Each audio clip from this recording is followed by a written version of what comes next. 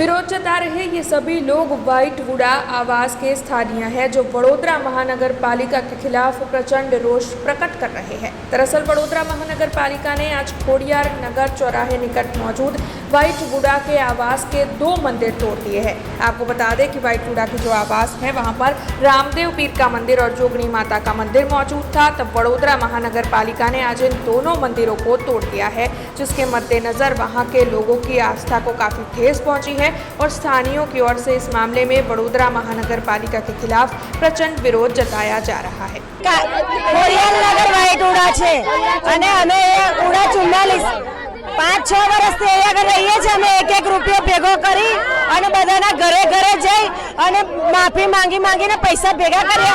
દિન રાત તાપ તડકામાં ઊભા રહી અને અમે ઘર બનાવડાવ્યું ભૂખ્યાને તરસે અને આજે મંદિરો તોડી નાખ્યા। જોગણી માનું આટલું નાનું મંદિર એમને શું નડતું હતું અને આટલું પાણી ભરાઈ જતું હતું। પાણી ભરાઈ જાય ત્યારે અમે સરકાર જોવા નહીં આવતી, ખાવા પીવાનું કશું અમને આવતી નહીં।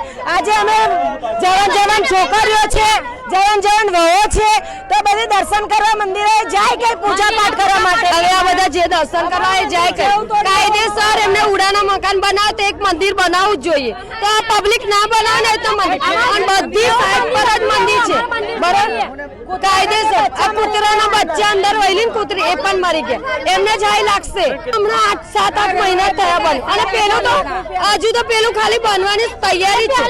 એ તો ત્યાં મંદિર હતું, પછી આ મંદિરે પાણી આવ્યું ને તે મંદિર બેસી ગયું એટલે આ લોકોને બધા ખર્ચો કરી અને બધાએ અને મંદિર ઊંચું કર્યું। હજુ મંદિર આટલું જ કર્યું છે, એ મોટું પણ નથી કર્યું। એ લોકો એવું કહે છે કે અમને કમ્પ્લેન આવી, તો તમને કમ્પ્લેન જેને આપી એ વ્યક્તિનું લખાણ તો બતાવો કે આ વ્યક્તિ અમને કમ્પ્લેન આપી છે કે ભાઈ એટલે અમે તોડવા આવ્યા છે।